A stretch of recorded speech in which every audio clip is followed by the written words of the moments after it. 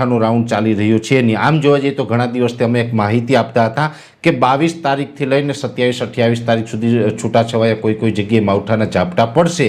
એ મુજબનું આપણે આમ તો 22-23 આ 2 દિવસ થઈ ગયા છે અને 2 દિવસથી અનેક જગ્યાએ માવઠાના ઝાપટા પડ્યા હોય તેવા સમાચાર મળી રહ્યા છે. ખાસ કરીને ગઈ રાત્રે વિસાવદર તાલુકાનું જે હરિપુર ગીર ગામ છે ત્યાંથી પણ માવઠાના ઝાપટા પડ્યા હોય એવા વિડીયો સામે આવ્યા છે.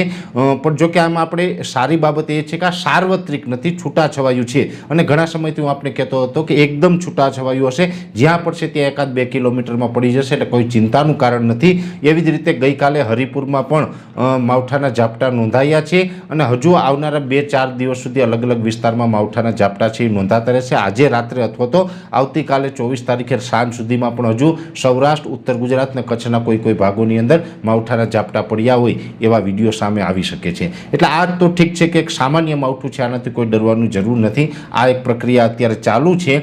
પણ માર્ચ મહિનામાં પણ એક માવઠું આવવાનું છે. આમ જોવા જઈએ તો હવે પછીના જેટલા પણ મહિના છે, ચોમાસા સુધી જેટલા પણ મહિના આવશે, દરેક મહિનાની અંદર એક માવઠું આવવાનું છે. એ માર્ચમાં પણ આવશે, એપ્રિલમાં પણ આવશે અને મે મહિનાની અંદર સૌથી વધારે માવઠું પડશે.